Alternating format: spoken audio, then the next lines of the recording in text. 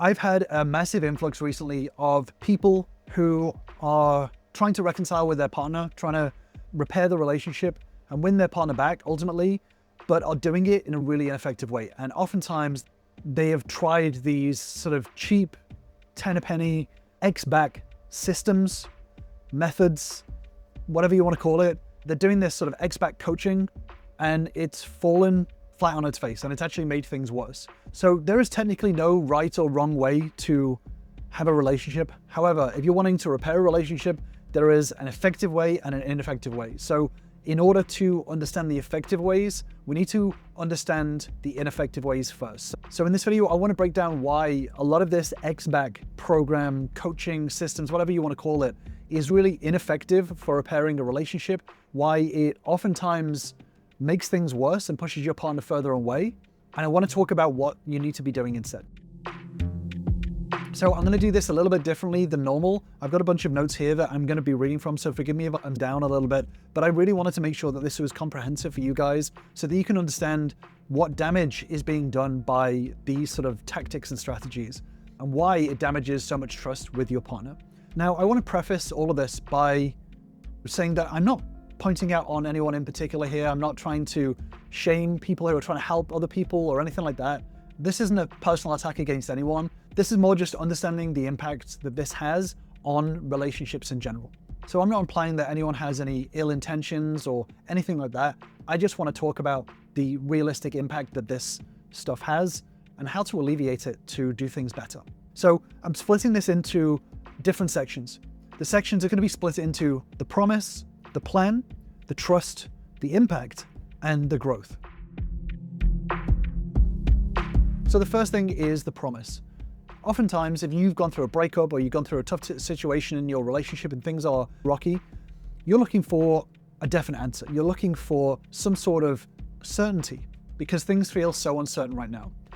What can be very attractive is somebody offering you the certainty that there's a guarantee that your ex will come back to you, which is something that you really want to hear right now. I understand why that certainty feels so appealing, because somebody is telling you what you want to hear. And this promise often comes in the guise of some sort of system or framework, method, program, or methodology. But ultimately, there's a promise or an implied promise of some sort of outcome. So sometimes people can say outwardly, this is guaranteed if you do this, and guaranteed that they will come back 100%. Or it can be an implied promise. So there's an undertone of this will happen, but it's maybe not explicitly said. Either way, there is an outcome that is being sold. So when you're in a difficult position and relationship is struggling, then someone comes along and says, hey, I've got this promise of your ex coming back. Here's what you should do. So there's this promise of this outcome. Your partner will come back, your wife will come back to you, your boyfriend will come back to you, and this is this outcome. The problem with this promise is that no one on this planet can make this promise. We can know a lot about human beings, but no one can make the 100% prediction that someone will do something else. That is literally impossible to do unless you're that person. And even then, you also may not be able to predict what you will do in a certain amount of time. So no one can make that promise to you. Now, does this mean that your partner will not come back to you if you do one of these programs or whatever it is? No, it doesn't mean that at all. The problem is that there's this implied guarantee that it will happen, this 100% certainty, which is what people are looking for right now. And that unfortunately aligns people's expectations with, if I pay $8,000, then my partner will come back to me. And that is a massive problem. So that is the first thing. The next thing is the plan. Now, oftentimes with these programs is that they give you a lot of strategies that emulate the things that your partner is wanting to see. So, for example, they can give you scripts, they can give you tactics, they can give you methods to do certain things that make it look like you're doing something without actually doing it.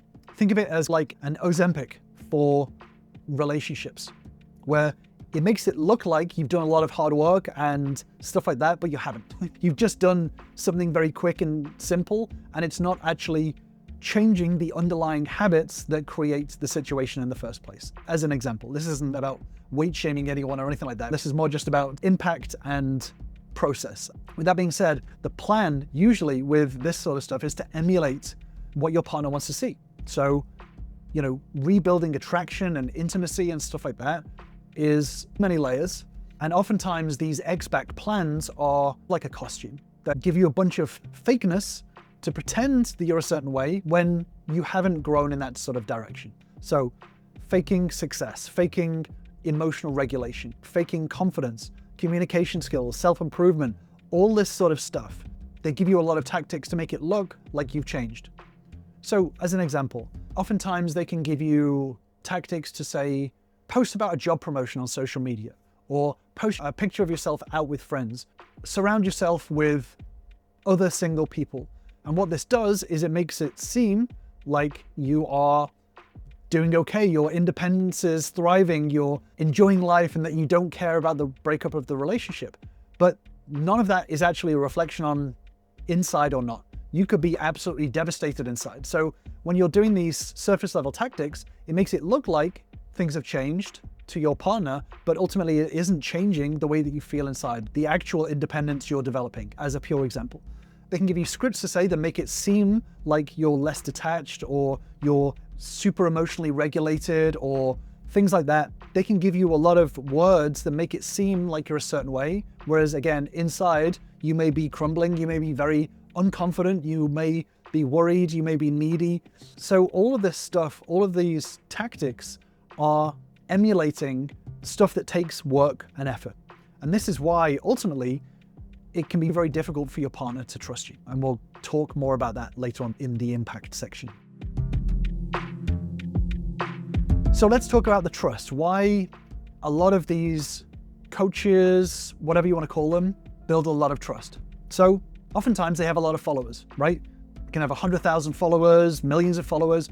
And the implication that we take from that is they must be successful. They must be successful because you can't fake that amount of popularity or power, right? If people have hundreds of thousands of followers, or even loads and loads of clients, then they must be good at what they do. Because if you're terrible at what you do, you wouldn't have any amount of success. So that's the implication.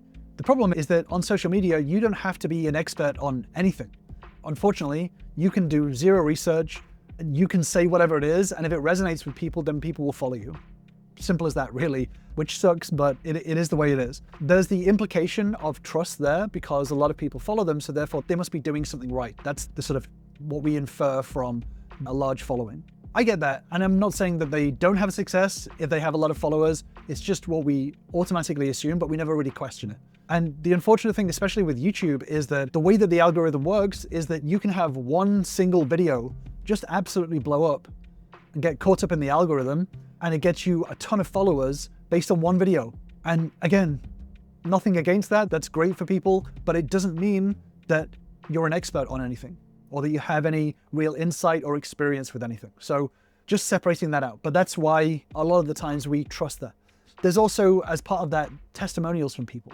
So the reality is, especially when it comes to reconciliation, is that there's a bunch of different studies into it, but ultimately the reconciliation rate is around 20% for any situation. If you just take 100 people that are broken up, 20% of them will normally get back together within 6 months' time.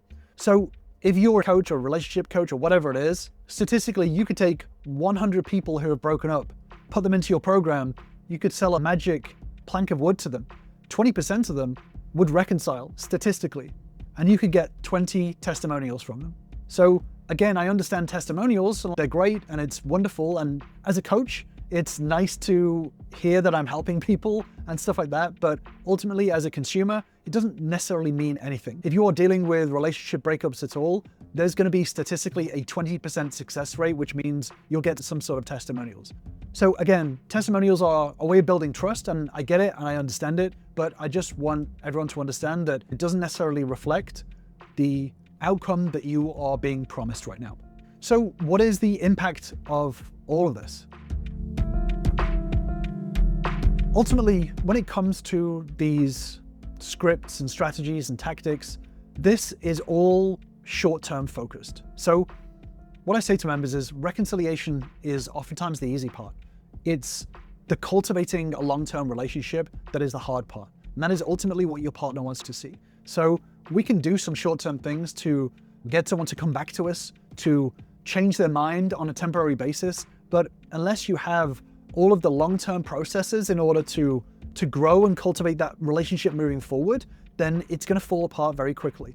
And this is one of the toughest things when it comes to all of this, is that when you're in a state where, breakups happen and you're feeling quite urgent, you can look for short-term solutions because you think that it needs to be fixed short-term. And this is what causes a lot of this longer-term damage. I've had members who have tried these X-back tactics and no contact rule and all this sort of stuff.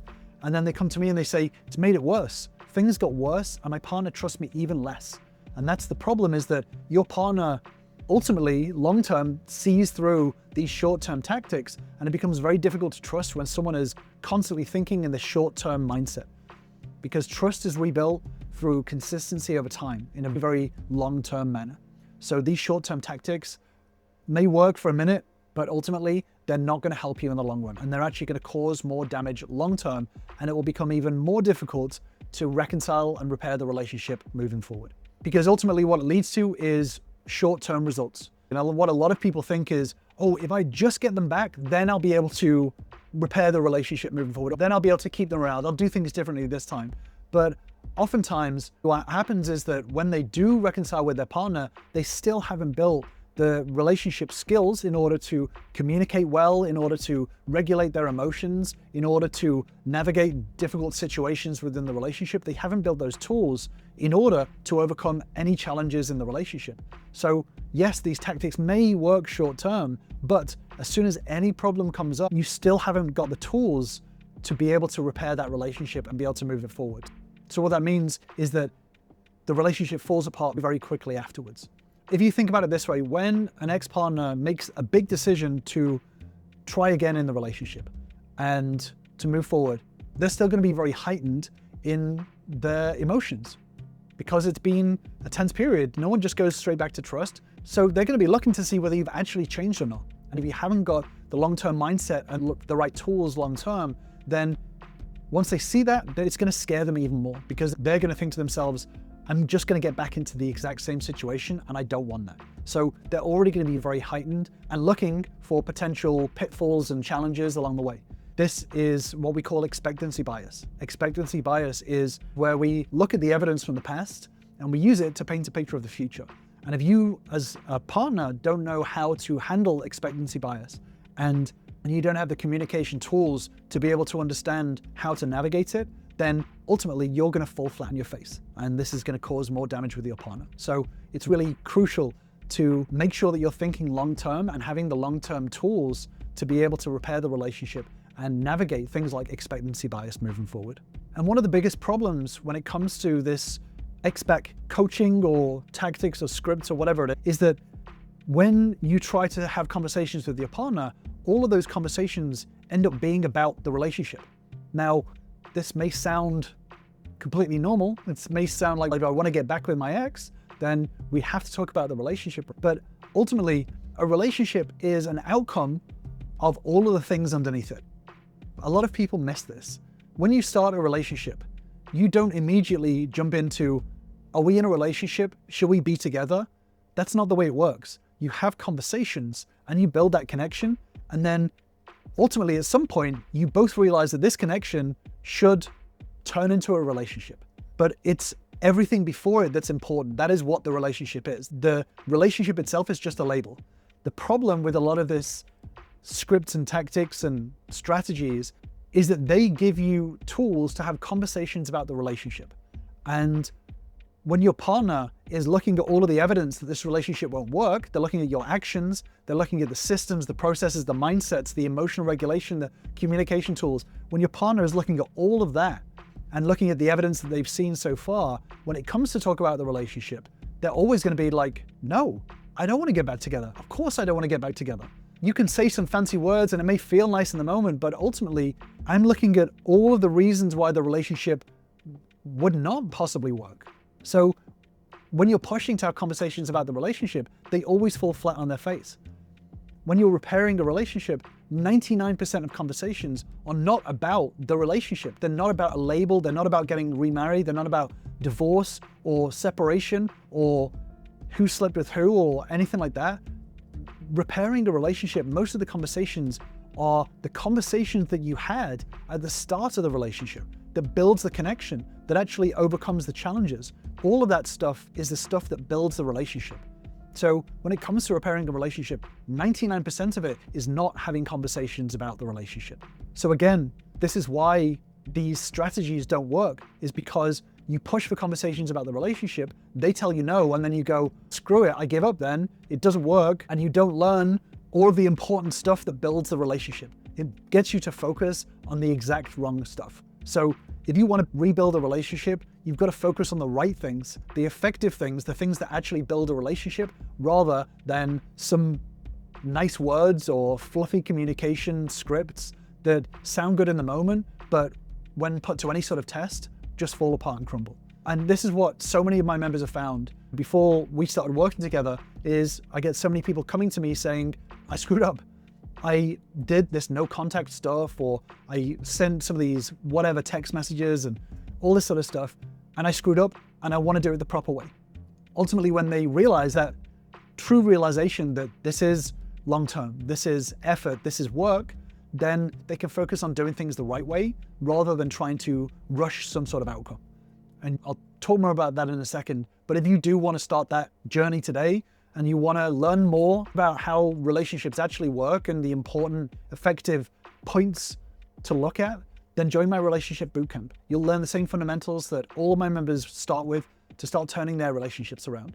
All you have to do is click on the link in the description to grab your spot. And like I said, this is what so many of my members have found in having done this first and realized how ineffective it is. Oftentimes it's very expensive because a promise that big takes a lot of money, right? So it's very expensive, and they spend a lot of time doing ineffective things, making it worse, and then end up worse off. They focus on the wrong things, and their partner trusts them less before they have that realization that I have to do things right. I have to do things the effective way, the meaningful way, because that's what I deserve, that's what my partner deserves, and that's what the relationship deserves. Ultimately, your relationship deserves the best, and that deserves effort, right? You want to do things the effective way. If you want to build a business, you want to build a business where the customers are happy.